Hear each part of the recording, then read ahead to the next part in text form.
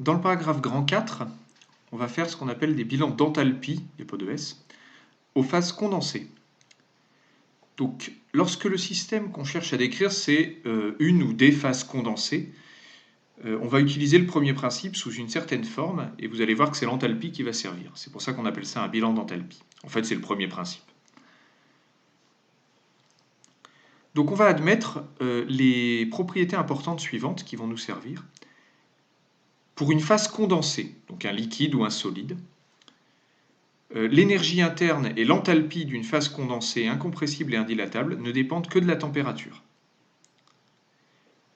Et on admet que dans ce cas-là, on a Cp et Cv qui peuvent être confondus. Pour une phase condensée, ce n'est pas du tout comme le cas d'un gaz. On peut vraiment confondre Cp et Cv et donc voilà, ne pas faire de distinction entre les deux.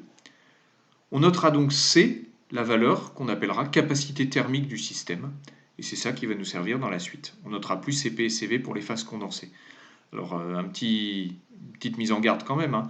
Pour les phases condensées, aucun problème, on pourra faire ça. Par contre, si vous faites ça pour les gaz, là, ça va faire très mal, parce que pour les gaz, ce n'est pas du tout le cas. Voilà, donc dans la suite, on va plutôt utiliser ce qu'on appelle la capacité massique d'un corps, qui est simplement voilà, la capacité du système divisée par m. Autrement dit, la capacité d'un système, c'est la masse du système fois sa capacité massique, capacité thermique massique. Et alors, pour les variations d'enthalpie d'une phase condensée, eh bien, on aura simplement C, qui est égal à Cp, qui vaut dH sur dt. Donc ça fait dH égale C dt. Et puis si on intègre, on a directement, pour n'importe quelle phase condensée, la variation d'enthalpie qui est égale à C, la capacité du système, fois delta T. Autrement dit, voilà, pour la variation d'enthalpie, il suffira de faire C fois delta H. Exactement. Et donc on obtient C qui vaut MCM fois delta T. Et puis si C dépend de la température, ce qui peut arriver de temps en temps dans les phases condensées, c'est rare, mais bon, voilà, ça peut arriver.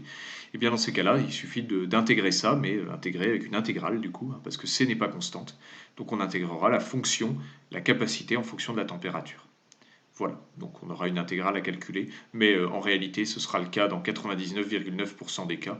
On va considérer que la capacité du système ne dépend pas de la température.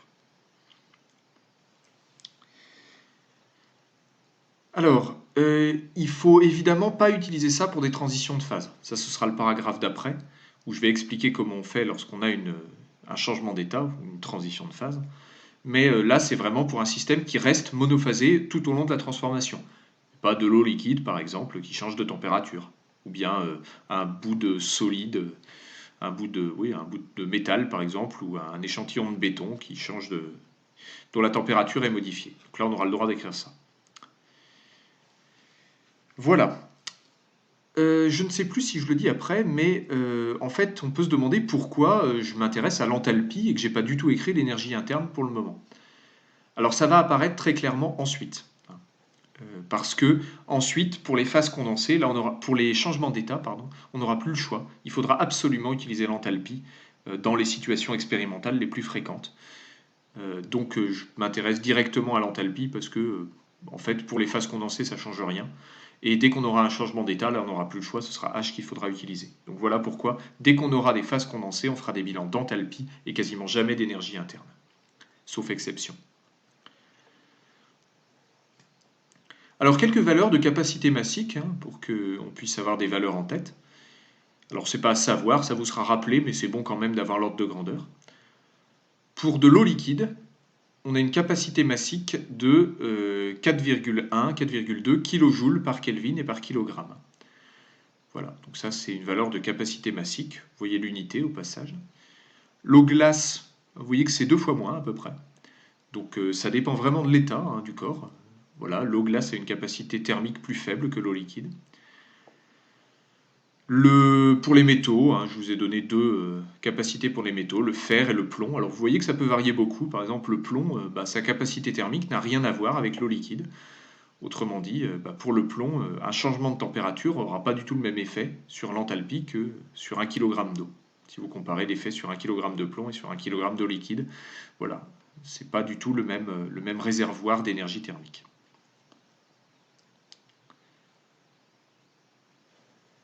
Alors, on va vraiment donner la loi principale, hein, sur les phases condensées, c'est que même si la transformation d'une phase condensée incompressible et indilatable, c'est isocore.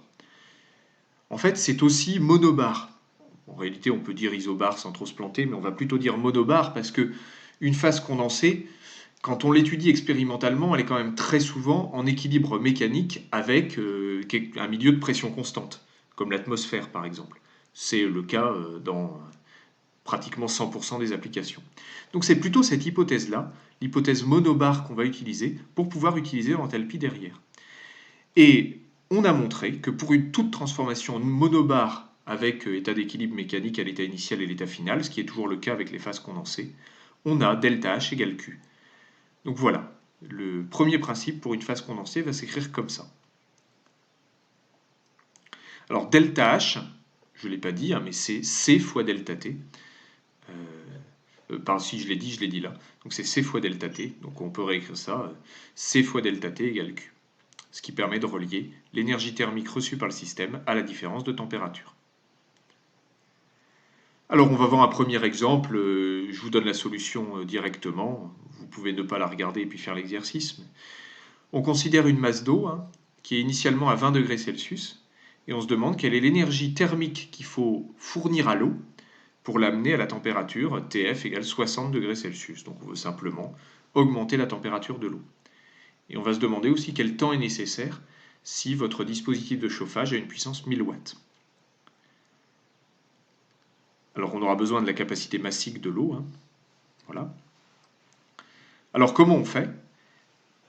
Déjà, on isole le système. Vous voyez que je commence par préciser à quel système je vais appliquer le premier principe. On considère le système constitué de la masse m d'eau. La transformation, elle est monobar, et on peut donc appliquer le premier principe sous forme delta H égale Q. Delta H égale Q, donc delta H c'est m fois Cm fois delta T égale Q. Ce qui fait Q égale m fois Cm delta T qui s'écrit Tf moins Ti. Et en faisant l'application numérique, vu qu'on a tout, on peut calculer Q. Au passage, est-ce que c'est grave si on ne convertit pas les deux températures en Kelvin? Alors ici, c'est pas grave, parce que c'est une différence de température. Donc, si vous utilisez des Kelvin, eh bien, vous allez avoir un 273 Kelvin qui va venir se mettre entre les deux températures, mais comme c'est une différence, ça va disparaître. Voilà, donc finalement, vous pouvez très bien utiliser les températures en degrés Celsius lorsque vous avez seulement des différences. Par contre, c'est uniquement lorsque le premier principe fait apparaître des delta T. Parce que si je remonte un petit peu dans le cours d'avant, notamment sur ce genre de formule-là, là, si vous... pardon, je vais y arriver. Sur ce genre de formule-là, si vous utilisez la température en degrés Celsius, là vous avez un très gros problème. Les températures sont toujours en Kelvin. Il n'y a qu'un seul cas en thermodynamique où on a le droit d'utiliser directement les températures en degrés Celsius. C'est lorsqu'on a seulement une différence de température, un delta T. Voilà. Et alors, en combien de temps cette énergie de 16,7 kJ pourra être apportée à l'eau? On va simplement utiliser P fois T égale Q. Et donc ça fait en 16,7 secondes, ce qui donne un ordre de grandeur. Ça, c'est à peu près la puissance d'une bouilloire domestique. Voilà. Alors, il y a un deuxième exemple qui va nous permettre d'introduire des raisonnements un peu plus complexes en thermo. C'est lorsque vous mélangez deux fluides à deux températures différentes. Alors, on va considérer une transformation modèle suivante. Alors, c'est le schéma d'après, mais je vous montre le texte d'abord. On va considérer deux masses d'eau à deux températures différentes. La première, elle est de masse M1 et à T1 initialement, et la deuxième de masse M2 à T2 initialement. Alors, on va mélanger les deux masses d'eau dans une enceinte, qu'on suppose isolante, ce qu'on va appeler un calorimètre. Voilà, donc masse d'eau T1, masse d'eau à T2, on mélange. On ferme, l'ensemble est bien isolé thermiquement, et puis en fait, on laisse le mélange se faire, et à la fin, le mélange a atteint une température qu'on appelle la température finale, ou la température d'équilibre, parce que ça correspond à un état d'équilibre thermique. La question, c'est que vaut TF? Est-ce qu'on peut le calculer? Sans problème. Pour ça, il faut faire ce qu'on appelle un bilan d'enthalpie. Alors comment on va faire? Tout le problème, c'est de bien choisir le système auquel on va appliquer le premier principe. Alors ici, on va admettre que dès que vous avez un mélange de deux choses et que vous laissez un équilibre thermique se faire entre les deux, le système astucieux à prendre, c'est l'ensemble des deux systèmes. Donc masse d'eau M1 plus masse d'eau M2. Voilà le système auquel je vais appliquer le premier principe. C'est une transformation qui est monobar. Donc le premier principe va s'écrire delta H égale Q pour ce système-là. Et ensuite, il faut que je calcule chacun de ces deux termes et que je les exprime en fonction des températures. Le premier, delta H. Il faut remarquer que l'enthalpie, c'est une grandeur extensive.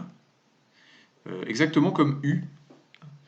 Donc comme l'enthalpie est une grandeur extensive, je peux dire que H, c'est H de la masse d'eau M1 plus H de la masse d'eau M2.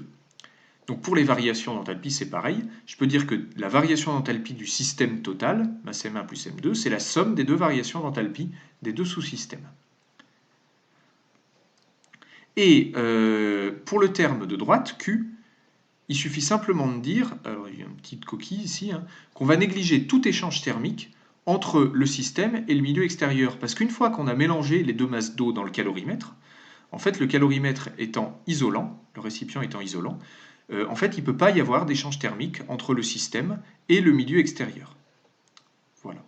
Donc là on a négligé vraiment tout échange thermique, autrement dit tout ce qui se passe c'est un échange entre les deux masses d'eau, mais pas avec le milieu extérieur. Q égale à 0. À partir de là, les deux variations d'enthalpie pour les deux masses d'eau s'expriment simplement avec ce qu'on a vu au-dessus. Delta H pour la masse d'eau M1, c'est M1 fois la capacité massique de l'eau fois la différence de température. Pour la masse M1, la température, elle passe de T1 à la température finale. Et pour la masse d'eau M2, c'est pareil avec M2 et une température initiale T2, avec une température finale qui est TF, ce qu'on cherche. On reporte dans le bilan d'enthalpie et on a ceci. Et bien la seule inconnue, c'est TF, on isole et on trouve ça. Voilà. Donc il y a plusieurs commentaires à faire là-dessus. D'abord, cette formule-là, on peut l'interpréter très facilement parce que ça en fait c'est juste une moyenne pondérée des deux températures initiales. Autrement dit, la température finale sera la moyenne pondérée par les masses. Alors ce résultat, il n'est pas à retenir, il faut le retrouver à chaque fois en faisant un bilan d'enthalpie bien propre. Vous voyez que c'est pas très long, parce que des fois ce sera un peu plus compliqué, comme je vais vous le dire juste après. Alors pourquoi ça peut être plus compliqué? Parce qu'il y a une hypothèse que j'ai admise comme étant évidente, mais qui ne l'est pas du tout. C'est celle qui consiste à négliger les échanges thermiques entre le système, donc en fait l'ensemble de l'eau, et le milieu extérieur.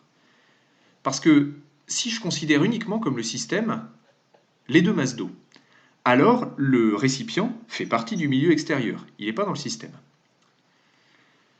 Et en fait, le récipient, il peut avoir une importance thermodynamique au cours de cet échange thermique-là. Alors là, pour comprendre ça, je vous incite à imaginer une expérience très simple. C'est vous versez du thé très chaud dans une tasse, mais une tasse très massive et très froide. Et vous allez voir assez rapidement que négliger les échanges thermiques entre le thé et la tasse, c'est pas possible. Parce que le thé, il va très vite se refroidir par échange thermique avec la tasse. Donc là, le récipient, il joue un rôle de système thermodynamique important. Et dans ce cas-là, on ne peut plus négliger les échanges thermiques entre le thé et la tasse, donc le récipient. Donc, dans l'exemple qu'on a vu au-dessus, négliger les échanges thermiques entre le calorimètre et l'eau, c'est un peu risqué. Alors, c'est juste pour simplifier, pour voir ce qui se passe si vraiment on le fait. Voilà. Mais en fait, on peut très bien les prendre en compte, ces effets-là. Il suffit simplement de complexifier un tout petit peu le bilan d'enthalpie, et puis de prendre comme système l'eau plus le récipient, qui joue le rôle de troisième système thermodynamique. Donc là, on aura simplement un delta H de l'eau, la masse M1, plus delta H de la masse M2 d'eau, plus delta H du calorimètre, qui sera nul. Voilà. Et puis, qui sera nul, pourquoi? Parce que là, du coup, le milieu extérieur, c'est juste l'air. Et négliger les échanges thermiques avec l'air, si la transformation ne dure pas trop longtemps, eh bien, c'est quand même assez raisonnable. Voilà. Et de façon générale, tout le domaine expérimental qui consiste à déterminer des grandeurs thermodynamiques en utilisant ce type de raisonnement ou ce type de transformation, on appelle ça la calorimétrie. Et c'est quelque chose qui intervient assez souvent pour déterminer des enthalpies de réaction, pour déterminer des pour déterminer des capacités thermiques, par exemple, pour différents solides. Voilà, c'est ce genre d'expérience qu'on fait. Alors pas avec de l'eau, hein, avec des choses beaucoup plus subtiles, mais le principe reste le même. Voilà pour cette vidéo.